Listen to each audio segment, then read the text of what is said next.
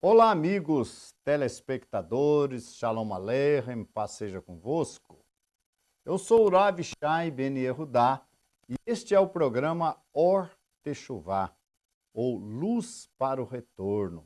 Retorno às raízes judaicas do primeiro século, ao Mashiach Yeshua, judeu que ensinou a Torá, que viveu de acordo com os ensinamentos dos nossos pais. Vamos, no programa de hoje, falar um pouquinho mais sobre o tema. A gente falava aí da prioridade do nosso povo, o povo de Israel, no conhecimento, na prédica das boas novas do reino. E que Paulo, muito embora ele tenha sido chamado para ser um apóstolo dos gentios, ele sempre se dedicou em todos os lugares que ele chegava.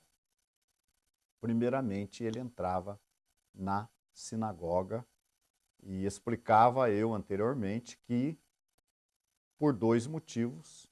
Um era anunciar, obviamente, a Yeshua, que era o mais importante, que Yeshua era o Mashiach, que por meio dele todos que nele criam receberiam a remissão de pecados, mas que Paulo também ia às sinagogas porque ele era judeu e a sinagoga era o lugar dele estar adorando a Deus no Shabat, estudando a Torá, estudando as profecias, as palavras dos profetas.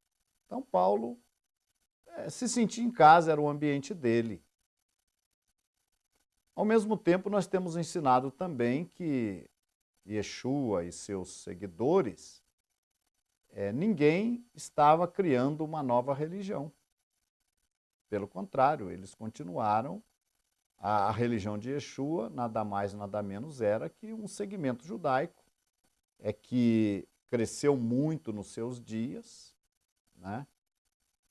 E que não deixou o seu princípio, os seus princípios, e que isto só veio a ocorrer um desmembramento daquela congregação a partir do quarto século, com a vinda da apostasia e a divisão daquela congregação, uma parte dela indo para o deserto, onde ali permaneceria por 1260 anos, dias proféticos, anos, e que essa parte permaneceria fiel. Mas a outra parte, obviamente, que tomou o rumo das nações e do poder do império naquela época e deixou de seguir, deixou de cumprir os seus objetivos iniciais.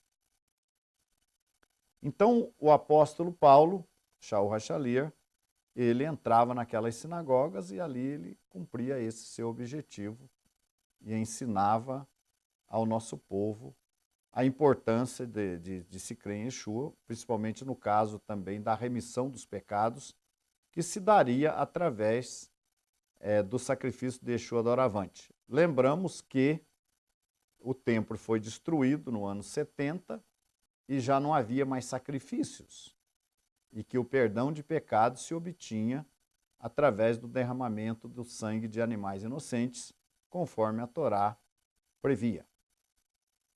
Uma vez, então, não havendo mais sacrifícios, como é que ficaria o perdão de pecados do povo?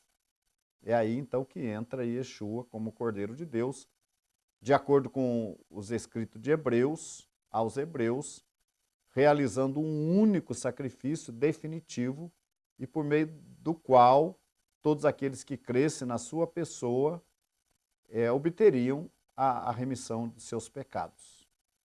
É isso que nós compreendemos na missão, na primeira parte da missão do Messias Yeshua. Segunda parte, ele virá para ocupar o trono messiânico e iniciar o reino milenar, o reinado de restauração da terra.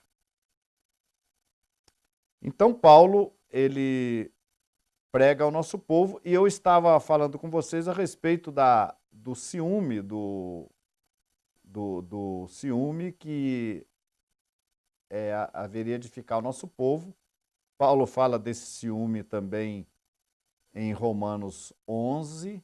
Ele diz assim: digo, pois, porventura tropeçaram, falando do povo de Israel, né? Digo, pois, porventura tropeçaram para que caíssem? De modo nenhum. Mas pela sua queda veio a salvação aos gentios, para os incitar à emulação, ao ciúme. Então, o que esse texto quer dizer? Quer dizer que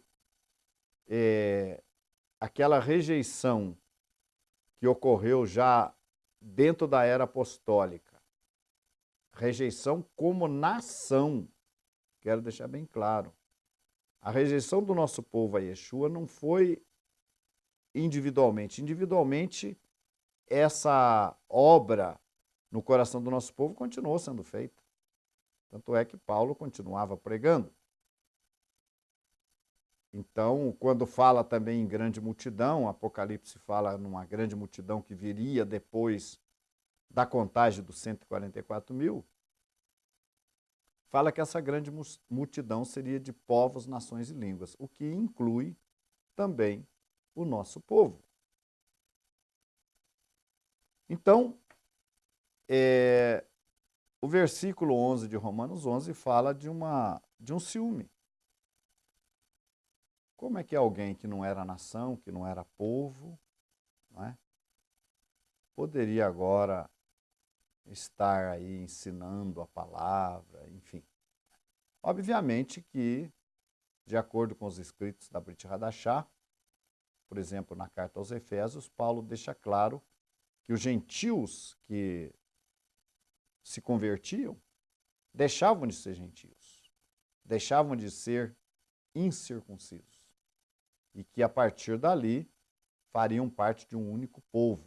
Está em Romanos capítulo, em Efésios capítulo 2.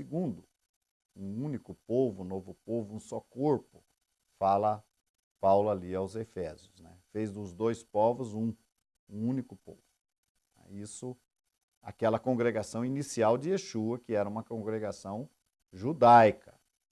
Isso há que se ter essa cautela que hoje, se as religiões tomaram um rumo diferente dos judeus, se divorciaram do judaísmo, obviamente que não é mais o mesmo povo. Mas existem aqueles que continuam ligados ao nosso povo, ensinando a Torá e ensinando o Mashiach. Em Atos capítulo 28, Paulo fala: seja-vos, pois, notório que esta salvação de Deus é enviada aos gentios e eles a ouvirão. Falando aí, então, da conversão dos gentios. E o texto de Isaías que eu citei, que é Isaías 55:5, diz o seguinte: eis que chamarás a uma nação que não conheces, e uma nação que nunca te conheceu correrá para ti, por amor ao Senhor teu Deus e do Santo de Israel, porque ele te glorificou.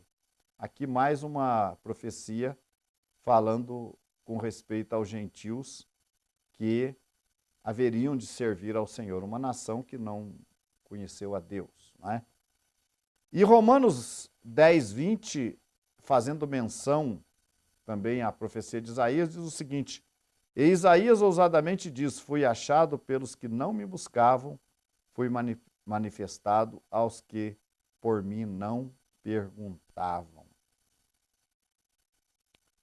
Então, os gentios tiveram essa oportunidade já maciçamente, não como antes, porque antes da nova aliança, da aliança renovada, os gentios tinham acesso, mas em menor número. Mas agora, já em grande número, depois desse endurecimento temporário, quero deixar bem claro, o endurecimento de Israel foi temporário, né, e não foi pleno, porque, como eu disse, individualmente, o nosso povo pode continuar crendo no Mashiach, né? Então, nós temos aqui essa palavra que fala desse acesso maciço dos gentios à comunidade.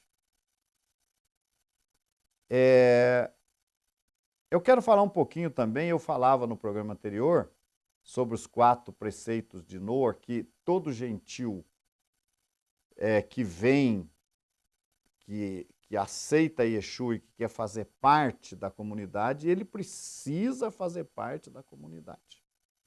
O gentil, ele não pode continuar gentil. Aliás, Paulo fala isso aos romanos, não sois mais gentios. Que os gentios antes estavam distantes da comunidade de Israel, sem as promessas, sem Deus no mundo, mas agora chegastes perto. Então, o gentil que vem, que se une a Yeshua, ele não pode continuar vivendo como gentil ou sendo tratado como gentil. Ele tem que tornar-se parte do povo. Ele deve tornar-se parte do povo. E isso ocorre através do cumprimento da Torá, como aconteceu com Cornélio. Mas os 4 preceitos aplicados ao povo, aos gentios que se achegam à comunidade de Yeshua, eles são também mencionados hoje como os 7 mandamentos de Noa. Hoje, quando um não-judeu procura uma comunidade judaica tradicional no objetivo de se converter, primeiramente isso é normal, primeiramente lhe é dito por que você quer se tornar um judeu. Não é? Qual a razão, qual é o objetivo disso? Ele deve se explicar. Não é? A ninguém pode ser negada a conversão. Mas, inicialmente, é dito para ele que ele não precisa tornar-se um judeu para servir a Deus. O que hoje é dito para um gentil que busca conversão é que ele pode cumprir 7 preceitos, chamados 7 mandamentos de Noa, que eu vou aqui ler para vocês.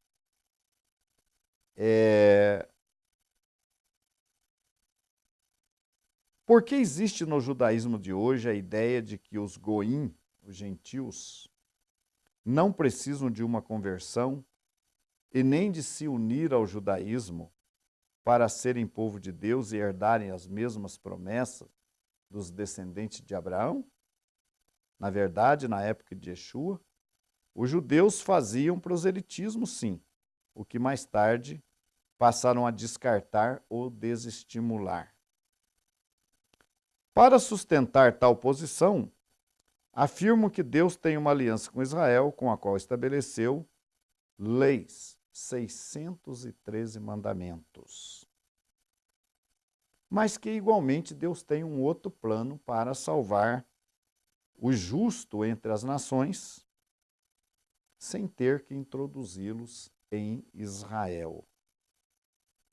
E se cumprirem, veja bem, as 7 leis de Noa, no caso, esses gentios também podem ter parte no Olam Rabá. Isso é o que é dito para os gentios. Então, veja bem, quando um gentil procura uma comunidade judaica para se converter, a ele é dito isso. Olha, se você se tornar judeu, você tem 613 mandamentos para cumprir, de acordo com o judaísmo rabínico. Agora, você pode cumprir apenas 7 preceitos e herdar o Olam Rabá também. Você não precisa cumprir 613. Então, o que é mais interessante para você? Cumprir 613 mandamentos para entrar no Olam Rabá, ou apenas cumprir 7 e entrar do mesmo jeito no reino vindouro? Continue conosco.